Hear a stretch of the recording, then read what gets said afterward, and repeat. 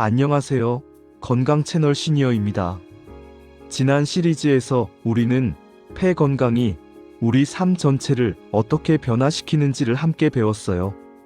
그리고 그 시리즈를 통해 우리가 발견한 가장 중요한 것은 우리가 느끼는 많은 증상들이 사실 하나의 근본 원인에서 비롯된다는 거였어요. 오늘부터 시작하는 새로운 시리즈도 바로 같은 원리를 다루고 있어요. 머리가 아프다는 신호, 몸 전체가 보내는 경고라는 주제로요. 혹시 이런 경험이 있으신가요? 자주 머리가 아파서 진통제를 먹고 있는 경험 말이에요. 많은 분들이 두통을 단순히 나이가 들어서 그런 거겠지라고 생각하거나 스트레스 때문에 그런 거겠지라고 생각하세요. 그리고 그냥 진통제를 먹으면서 견디고 계신 거죠. 하지만 오늘의 주인공인 71세 박영희 할머니가 깨달은 것처럼 그 두통의 원인은 생각보다 훨씬 다를 수 있어요. 할머니는 10년 이상 거의 매일 오후마다 두통으로 고생하고 계셨어요. 진통제를 매일 먹었는데도 말이에요. 그런데 할머니가 깨달은 것은 두통 자체가 병이 아니라 몸 전체가 무언가 잘못되었다는 신호일 수 있다는 거였어요. 혈압이 불안정하고 수면이 부족하고 눈 피로가 누적되고 목의 근육이 경직되고 이런 여러 원인들이 함께 두통을 만들어내고 있었던 거였거든요. 오늘 영상은 이 새로운 시리즈의 첫 번째 편입니다. 우리가 흔히 무시하고 있는 두통이 사실 무엇인지, 그리고 그 두통의 뒤에 숨어있는 원인들은 무엇인지를 함께 탐색해 보겠습니다. 혹시 여러분도 자주 두통으로 고생하고 계신가요? 그렇다면 이 이야기가 정말 중요할 거라고 생각합니다. 계속 들어보세요. 저는 거의 10년 이상 두통으로 고생해오고 있었어요. 처음엔 가끔 아팠는데 시간이 지나면서 자주 아프다가 이제는 거의 매일 아파요. 특히 오후가 되면 정말 머리가 심하게 아파서 할 수 없는 일들이 많아졌어요. 아침에 일어나서 밥을 먹을 때는 괜찮은데 점심 먹고 나서 한두 시간이 지나면 슬슬 머리가 아파오기 시작하는 거예요. 처음엔 조금만 아팠는데 오후 3시쯤이 되면 정말 심해져요. 그때쯤 되면 망치로 두드리는 것 같고 머리 옆쪽이 욱신거리고 때론 눈 뒤쪽이 아프기도 했어요. 더 힘들었던 건 그 두통이 얼마나 오래 지속되는가 하는 거였어요. 진통제를 먹으면 한두 시간은 괜찮다가 약 효과가 떨어지면 또 아파오는 거예요. 그래서 자꾸만 진통제를 더 먹게 되었거든요. 진통제 없이는 하루를 보낼 수 없게 되어버렸어요. 아침에 일어나면 진통제를 챙기고 오후가 되면 또 진통제를 먹고 저녁에도 또 먹고 이렇게 하루에 진통제를 2~3번은 먹게 되었거든요. 심할 때는 4번까지 먹을 때도 있었어요. 남편도 걱정하기 시작했어요. 이렇게 계속 진통제만 먹어도 되는 거야? 뭔가 큰 병은 아닐까? 라고 말했어요. 그 말을 들으니까 저도 불안해지기 시작했어요. 정말 뭔가 심각한 병이 있는 건 아닐까? 뇌종양이나 뇌혈관 문제는 없을까? 이런 생각들이 자꾸만 들었거든요. 그래서 저는 병원에도 여러 번 가보기로 결심했어요. 저는 처음으로 신경과 의사 선생님을 찾아갔어요. 신경과 의사 선생님은 저를 자세히 진찰해 주셨어요. 신경학적 검사도 해주시고 반사 검사도 해주시고 눈도 살펴봐 주셨어요. 그리고 뇌 MRI를 받아보라고 권해주셨어요. 저는 뇌 MRI를 받으러 가게 되었어요. 기계 안에 들어가는 게 얼마나 무섭고 답답했는지 몰라요. 시간도 오래 걸렸고 기계 소음도 크고 혹시 뭔가 나올까봐 계속 불안했어요. 뇌 MRI 결과는 정상이었어요. 의사 선생님이 뇌에는 특별한 문제가 없으시네요 라고 말씀하셨어요. 그럼 이 두통은 뭔 일이란 말인가 싶었어요. 뭔가 놓친 게 있는 건 아닐까 싶었어요. 그 다음엔 다른 병원을 찾아갔어요. 이번엔 일반의 선생님을 만났어요. 의사 선생님은 저의 증상을 듣더니 CT 촬영을 받아보라고 했어요. 저는 CT 촬영을 받았고 결과는 역시 정상이었어요. 그 다음엔 또 다른 신경과를 찾아갔어요. 이번 의사 선생님은 좀 더 자세히 물어봐 주셨어요. 두통은 언제부터 생겼나요? 어떻게 아파요? 계절에 따라 달라지나요? 스트레스 받을 때 더 심해지나요? 특정 음식을 먹으면 심해지나요? 저는 성실하게 모든 질문에 답변했어요. 두통은 약 10년 전부터 시작했고, 처음엔 월 1~2회 정도였는데, 지금은 거의 매일이고, 특히 오후에 심하고, 스트레스를 받을 때는 더 심해진다고 말했어요. 그리고 특정 음식과의 관계는 명확하지 않다고 했어요. 의사 선생님이 스트레스 관련 두통일 가능성이 높으십니다. 혹은 긴장성 두통일 수도 있고요 라고 말씀하셨어요. 그리고 진통제를 처방해 주셨고 스트레스를 줄이라고 말씀하셨어요. 하지만 저는 스트레스가 특별히 많지 않았어요.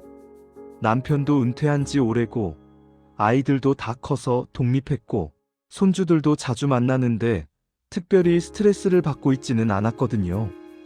오히려 요즘 가장 시간이 많은데요. 그런데도 의사 선생님은 나이가 들면서 자연스럽게 생기는 현상일 수도 있습니다 라고 말씀하셨어요. 그렇게 계속 진통제만 먹으면서 버텼어요. 어떨 때는 진통제도 효과가 없을 때가 있었어요. 그럼 그냥 어두운 방에 누워서 머리가 아파서 죽겠다고 생각했어요. 때론 진통제를 한 번에 2개를 먹기도 했어요. 가장 힘들었던 건 심리적인 부분이었어요. 내 머리에 뭔가 있는 건 아닐까 하는 불안감이 항상 있었거든요. 검사에서 뭔가 놓친 게 있을지도 모르니까 자꾸만 자신의 증상에 집중하게 되었어요. 손주들을 봐줄 때도 친구들을 만날 때도 항상 혹시 두통이 올까봐 걱정하면서 지냈어요. 그리고 가장 슬픈 건 점점 활동을 포기하게 된다는 거였어요. 오후에 두통이 올까봐 오전에 외출하지 말아야지, 친구들 만나는 데에 두통이 오면 폐가 될까봐 약속을 줄여야지라고 생각하면서 자꾸만 집에만 있게 되었거든요. 약 1년 전 저는 정말 우연히 한 가정의학과 의사 선생님을 만나게 되었어요. 다른 일로 병원을 갔다가 그 의사 선생님과 상담을 하게 된 거였어요. 사실 처음엔 두통 때문에 온 게 아니었어요. 건강검진을 받으러 간 건데 그 의사 선생님이 저에게 요즘 무슨 불편하신 게 있으신가요? 라고 물어봤거든요. 저는 자연스럽게 요즘 두통이 계속 있어서요 라고 말했어요.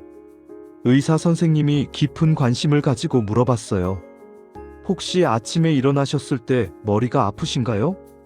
혹시 어깨가 뻣뻣하신가요? 목이 뻣뻣하신가요? 최근에 수면이 잘 되신가요? 혈압은 어떤가요? 눈은 피곤하지 않으신가요? 이렇게 물어보는 동안 저는 신기했어요. 왜냐하면 거의 모든 질문에 예였거든요. 아침에도 아프고 어깨도 뻣뻣하고 목도 뻣뻣하고 수면도 잘 안 되고 혈압도 불안정하고 눈도 피곤하거든요. 의사 선생님이 말씀하셨어요. 할머니, 당신의 두통은 혹시 단순한 두통이 아닐 수도 있습니다. 머리 자체의 문제가 아니라 다른 여러 요소들이 함께 만드는 두통일 수 있거든요. 다른 요소들이라는 게 뭔가요? 라고 물어봤어요.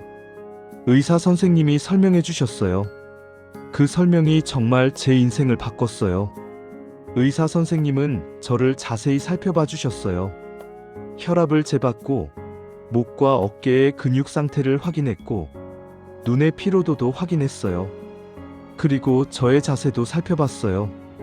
의사 선생님이 말씀했어요. 할머니 보세요. 당신의 자세가 앞으로 굽어져 있어요. 이렇게 자세가 굽으면 목 근육에 부담이 가고 그 결과 두통이 생날 수 있어요. 그리고 나서 의사 선생님은 이렇게 설명해 주셨어요.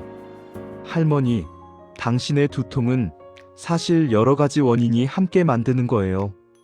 첫 번째는 당신의 혈압이 조금 불안정하다는 거고, 두 번째는 목과 어깨의 근육이 너무 경직되어 있다는 거고, 세 번째는 최근에 수면이 충분하지 않다는 거고, 네 번째는 눈 피로가 있다는 거예요. 저는 깜짝 놀랐어요. 그게 모두 두통과 관련이 있다고요? 라고 물어봤어요. 의사 선생님이 정확합니다 라고 말씀하셨어요. 할머니, 우리 머리는 신체의 가장 민감한 부분입니다. 혈압이 조금이라도 올라가면 두통이 생길 수 있고, 목의 근육이 경직되면 머리로 가는 혈액 공급이 줄어들어서 두통이 생길 수 있고, 눈이 피곤하면 눈 주변의 신경이 과도하게 자극되어서 두통이 생길 수 있고, 수면이 부족하면 뇌가 충분히 회복되지 못해서 두통이 생길 수 있어요. 그리고 가장 중요한 건 이 모든 것들이 함께 작용할 때 두통이 훨씬 심해진다는 거예요. 아, 그 말을 들으니까 제가 왜 이렇게 자주 두통에 시달리는지가 이해가 되었어요. 하나의 원인이 아니라 여러 원인들이 함께 작용하고 있었던 거네요. 의사 선생님이 계속 설명해 주셨어요. 예를 들어서 만약 당신이 밤을 잘 자지 못했다면 뇌가 피로한 상태가 되잖아요. 그 상태에서 혈압이 조금 올라가고 눈이 피곤하면 이 모든 자극이 함께 두통을 만드는 거예요. 그래서 당신은 특정한 원인이 있는 게 아니라 여러 가지 작은 원인들이 함께 만드는 두통을 겪고 있는 그런 거죠. 그럼 어떻게 해야 하나요? 라고 물어봤어요. 의사 선생님이 웃으면서 말씀했어요. 좋은 질문이군요. 그럼 이제부터 우리는 이 모든 원인들을 함께 해결해 보겠습니다. 의사 선생님은 저한테 몇 가지 추가 검사를 받아보라고 권해주셨어요. 그리고 그것들이 정말 도움이 되었어요. 첫 번째는 혈압 변화를 측정하는 24시간 혈압 모니터링이었어요. 아주 작은 기계를 팔에 차고 24시간을 지내는 거였어요. 그 기계가 매 30분마다 자동으로 혈압을 재주는 거거든요. 두 번째는 수면의 질을 확인하는 수면 검사였어요. 우리 집에서 수면다원 검사 기계를 받아서 자면서 측정을 하는 거였어요. 뇌파, 안구 운동, 근전도 같은 것들을 측정하는 거였어요. 세 번째는 눈의 피로도를 확인하는 안과 검사였어요. 안경을 쓰는지, 난시가 있는지, 안구 건조증이 있는지 등을 자세히 살펴보는 거였어요. 네 번째는 목과 어깨의 근육 상태를 확인하는 검사였어요. 물리치료사가 제 목과 어깨를 자세히 만져보고 근육의 경직 정도를 확인했어요. 결과가 나왔을 때 많은 것들이 명확해졌어요. 그리고 그제야 저는 진정으로 이해하게 되었어요. 첫째, 제 혈압이 생각보다 불안정했어요. 아침에는 낮은데 오후가 되면 올라가는 패턴이었어요. 정확히 제가 두통을 느끼는 시간대에 혈압이 올라가는 거였어요. 24시간 혈압 모니터링 결과를 보니까 오후 2시부터 5시 사이에 혈압이 평균 20-30mm 올라가는 패턴이 명확했어요. 둘째, 제 수면이 충분하지 않았어요. 밤에 자다가 자주 깼고 깊은 수면을 취하지 못하고 있었거든요. 수면 검사 결과를 보니까 저는 밤에 약 20번 정도 깨고 있었어요. 그리고 깊은 수면 시간이 정상인 사람의 절반 정도였어요. 셋째, 제 눈이 정말 피곤해 있었어요. 안과 의사 선생님이 할머니, 당신의 눈이 정말 피로해 있습니다. 동시에 약한 난시와 노안도 있으신데 최근에 가까운 거리에 집중할 때가 많으신가요? 라고 물어봤어요. 저는 손주들이 준 태블릿으로 뉴스를 보곤 했어요. 그게 제 눈을 피로하게 했던 거였어요. 넷째, 제 목과 어깨의 근육이 정말 경직되어 있었어요. 물리치료사가 만져봤을 때 이 정도면 정말 경직되어 있네요. 얼마나 오랫동안 이렇게 지내셨어요? 라고 물어봤어요. 저는 아마 몇 년 이상 된 것 같아요 라고 답했어요. 의사 선생님은 저한테 새로운 접근 방식을 제안해 주셨어요. 할머니, 이제는 진통제로만 버티는 게 아니라 이 모든 원인들을 함께 해결해 보겠습니다. 우리의 목표는 두통을 없애는 게 아니라 두통의 원인을 없애는 거예요. 의사 선생님이 제시한 계획은 정말 체계적이었어요. 그리고 무엇보다 중요한 건 이게 모두 생활 습관 개선이었다는 거예요. 특별한 약도 비싼 치료도 없었어요. 첫째는 혈압 관리였어요. 혈압약을 조정하고 혈압이 올라가지 않도록 염분 섭취를 줄이고 스트레스 관리를 하고 규칙적인 운동을 하는 거였어요. 의사 선생님은 특히 오후에 혈압이 올라가시니까 오후에 카페인 섭취를 줄이시고 오후에 가벼운 산책을 하세요라고 말씀하셨어요. 둘째는 수면 개선이었어요. 자기 전에 스트레칭을 하고 따뜻한 물로 목욕을 하고 매일 같은 시간에 자고 일어나고 밤 11시 이후로는 밝은 화면을 보지 않는 거였어요. 의사 선생님은 수면이 개선되면 뇌가 제대로 회복되고 그러면 다른 증상들도 함께 개선됩니다 라고 말씀하셨어요. 셋째는 눈피로 개선이었어요. 컴퓨터나 휴대폰을 사용할 때 20분마다 휴식을 취하고 눈 운동을 하고 따뜻한 수증기로 눈 주변을 찜질하는 거였어요. 의사 선생님은 눈이 편안해지면 눈 주변 신경의 자극이 줄어들어서 두통도 줄어듭니다 라고 말씀하셨어요. 넷째는 목과 어깨 근육 이완이었어요. 매일 스트레칭을 하고 가벼운 목 운동을 하고 필요하면 물리치료를 받는 거였어요. 의사 선생님은 목이 편안해지면 머리로 가는 혈액 공급이 좋아져서 두통이 크게 줄어듭니다 라고 설명했어요. 저는 의사 선생님의 계획을 따르기로 결심했어요. 처음엔 정말 많은 것들을 해야 한다고 느껴서 힘들었어요.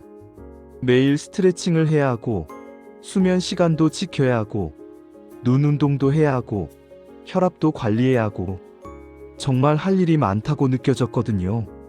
그런데 일주일이 지났을 때 작은 변화가 생겼어요. 가장 먼저 느낀 건 수면이었어요. 밤에 자다가 깨는 횟수가 줄어들기 시작했거든요. 아직은 완벽하지 않지만 전보다는 훨씬 낫다는 느낌이 들었어요. 밤 중간에 깨도 다시 빨리 잠들 수 있게 된 거였어요. 그리고 아침에 일어났을 때 머리가 덜 무거운 느낌이 들었어요. 예전엔 아침부터 진통제를 먹어야 할 정도로 아팠는데 이제는 조금만 둔하게 아픈 정도였어요. 남편도 변화를 알아봤어요. 당신 요즘 아침에 일어나는 게 전보다 힘들어 안 보이는데? 라고 말해줬어요. 그 말을 들으니까 제가 정말 좋아지고 있다는 게 실감이 났어요. 2주일이 지났을 때 정말 눈에 띄는 변화가 일어나기 시작했어요. 첫째, 혈압이 좀 더 안정적으로 유지되기 시작했어요. 의사 선생님이 혈압약을 조정해 주신 것도 있고 저도 염분 섭취를 줄이려고 노력한 것도 있었어요. 그리고 오후에 카페인 섭취를 줄이니까 오후 혈압이 조금 내려가는 게 눈에 띄었어요. 둘째, 수면이 정말 좋아졌어요. 밤에 거의 깨지 않고 자게 되었거든요. 그리고 아침에 일어났을 때 훨씬 상쾌한 느낌이 들었어요. 셋째, 가장 중요한 건 두통이 줄어들기 시작했다는 거였어요. 매일 오후에 두통이 있던 제가 이제는 일주일에 2~3번 정도만 두통을 느끼게 된 거죠. 그리고 느껴지는 두통도 전보다 약한 정도였어요. 아내가 당신 요즘 진통제를 덜 먹는 것 같은데? 라고 물어봤어요. 그 말을 들으니까 제가 정말 나아지고 있다는 게 실감이 났어요. 1개월이 지났을 때 저는 정말 신기한 변화를 느꼈어요. 진통제를 거의 먹지 않게 된 거예요. 처음 1개월간 제 진통제 복용량을 세어봤어요. 한 달에 거의 6~70개를 먹고 있었는데 이제는 한 달에 10개 정도만 먹게 되었거든요. 정확히는 2주 동안 5개, 나머지 2주 동안 5개씩이었어요. 혈압도 정말 안정적으로 유지되고 있었어요. 아침에 재봐도, 점심 먹은 후에 재봐도, 오후에 재봐도 비슷한 수치를 유지하고 있었거든요. 이제는 혈압이 올라갈 것 같은 불안감이 거의 없어졌어요. 수면도 정말 좋아졌어요. 이제는 밤새 깨지 않고 자게 되었고 아침에 일어났을 때 정말 상쾌했어요. 밤잠을 제대로 자니까 낮 시간에 에너지가 있었어요. 목과 어깨의 근육도 많이 이완되었어요. 스트레칭을 계속 하다 보니까 경직된 근육들이 풀어지기 시작한 거였어요. 목을 돌릴 때도 훨씬 부드러워졌어요. 그리고 눈도 피로하지 않게 되었어요. 자주 휴식을 취하고 눈찜질도 하다 보니까 눈이 편해진 거였어요. 태블릿으로 뉴스를 볼 때도 예전처럼 눈이 아파오지 않았어요. 3개월이 지났을 때 저는 정말 신기한 경험을 하게 되었어요. 거의 두통이 없어진 거였어요. 물론 가끔씩은 두통이 오기도 했어요. 예를 들어서 정말 피로한 날이나 실수로 밤을 늦게 새운 날이나 혈압이 조금 올라가는 날, 수면을 제대로 취하지 못한 날에는 두통이 올 수 있었어요. 하지만 이제 그런 두통도 진통제 없이 견딜 수 있었어요. 왜냐하면 그런 날들이 아주 드물어지기 시작했거든요. 저는 이제 스스로 제 몸의 신호를 읽을 수 있게 되었어요. 아, 오늘은 수면이 부족해서 두통이 올 것 같다, 이렇게요. 그리고 3개월간 제 진통제 복용량을 다시 세어봤어요. 한 달에 평균 2-3개 정도만 먹게 되었어요. 3개월간 총 8개를 먹었으니까요. 이전의 8분의 1 수준으로 줄어든 거였어요. 가장 놀라웠던 건 제 마음 상태였어요. 예전엔 혹시 두통이 올까봐 걱정하면서 지냈는데 이제는 그런 걱정이 거의 없어진 거였어요. 손주들을 보면서도 친구들을 만나면서도 자신감 있게 활동할 수 있게 되었거든요. 그리고 무엇보다 중요한 건 저의 인생이 다시 살아나는 느낌이 들었다는 거예요. 예전엔 두통 때문에 많은 것들을 포기했는데 이제는 다시 활동할 수 있게 되었거든요. 이 과정을 통해 저는 정말 중요한 것들을 깨달았어요. 그리고 이 깨달음이 제 인생을 바꿨어요. 첫 번째는 두통이 단순한 두통이 아니라 몸 전체가 보내는 신호일 수 있다는 거예요. 진통제로만 버팀목으로 삼을 게 아니라 그 원인을 찾아야 한다는 거죠. 두 번째는 두통의 원인이 하나가 아니라 여러 개일 수 있다는 거예요. 혈압도, 수면도, 눈 피로도, 근육 경직도 모두 두통을 만들 수 있다는 거죠. 그리고 이 모든 것들을 함께 해결해야 근본적인 개선이 가능하다는 거예요. 세 번째는 의료진을 만나는 게 정말 중요하다는 거예요. 저도 병원을 여러 번 갔지만 각각의 의료진이 제 증상을 전인적으로 살펴봐주지 않았어요. 신경과 의사는 뇌만 봤고 일반인은 스트레스만 봤어요. 하지만 한 의료진이 제 모든 증상을 함께 살펴봐주니까 원인을 찾을 수 있었거든요. 네 번째는 가장 중요한 거예요. 나이 탓으로 포기하면 안 된다는 거예요. 저도 처음엔 나이가 들어서 그런 거겠지라고 생각했는데 원인을 찾아서 해결하니까 이렇게 달라졌거든요. 혹시 여러분도 자주 두통으로 고생하고 계신가요? 진통제로만 버티고 계신가요? 그렇다면 한번 생각해 보세요. 그 두통의 원인이 뭔지 말이에요. 혈압은 어떤가요? 아침과 오후에 혈압의 변화가 있나요? 수면은 잘 되시나요? 밤 중간에 깨지 않으신가요? 눈은 피곤하지 않으신가요? 목과 어깨는 경직되어 있지 않으신가요? 이런 것들을 함께 살펴보면 여러분의 두통도 저처럼 개선될 수 있을 거라고 저는 확신해요. 여러분, 오늘 71세 박영희 할머니의 이야기 어떠셨나요? 10년 이상 진통제로만 버티던 두통이 사실은 여러 원인이 함께 만드는 증상이었다는 거. 그리고 그 모든 원인들을 생활 습관으로 개선했다는 거. 정말 놀랍지 않나요? 가장 중요한 메시지는 이거예요. 두통은 병이 아닐 수도 있습니다. 두통은 신호일 수 있습니다. 우리 몸이 뭔가 잘못되었다고 보내는 신호 말이에요. 혈압이 불안정하거나, 수면이 부족하거나, 눈이 피곤하거나, 목의 근육이 경직되면 우리 몸은 그것을 두통으로 표현하는 거죠. 진통제는 그 신호를 억누를 뿐입니다. 하지만 신호의 원인을 해결하면 신호 자체가 사라집니다. 여러분도 오늘부터 시작해보세요. 진통제로만 버티는 게 아니라 그 두통의 원인을 찾아보세요. 혈압을 재어보고, 수면을 점검해보고, 눈의 피로를 살펴보고, 목과 어깨의 상태를 확인해보세요. 그리고 필요하면 의료진을 만나서 전체적인 상담을 받아보세요. 할머니처럼 여러분도 3개월 뒤에는 정말 다른 자신을 발견하게 될 거예요. 오늘도 건강하시길 바랍니다.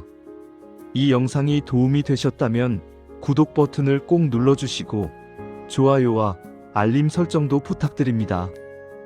혹시 여러분도 비슷한 두통으로 고생하고 계신다면 댓글로 공유해주세요. 여러분의 경험이 또 다른 많은 사람들에게 큰 도움이 될 거라고 생각합니다. 다음 편에서는 두통과 혈압의 관계라는 주제로 찾아뵙겠습니다. 혈압이 어떻게 두통을 만드는지, 그리고 혈압을 안정시키면 두통이 어떻게 개선되는지를 함께 살펴보겠습니다. 그때까지 건강하시고 두통의 원인을 찾아보세요. 건강 채널 시니어였습니다.